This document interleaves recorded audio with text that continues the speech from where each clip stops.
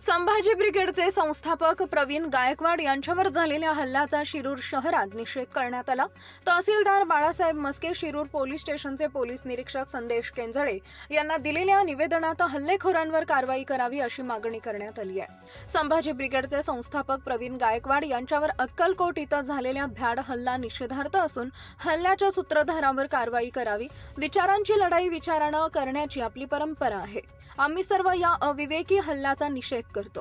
Chhatrapati Shivaji Maharaj, Rajshri Shahu Maharaj, Mahatma Phule, Bharat Ratna doctor Babasaheb Ambedkar यांच्या उज्ज्वल परंपरेतून अनेक संतांच्या विचारातून महाराष्ट्रामध्ये बंधुभावाचा महाराष्ट्र धर्म सुधारणावादी नेतृत्वांची जडणघडण झालेली आहे असं निवेदनात म्हटलंय।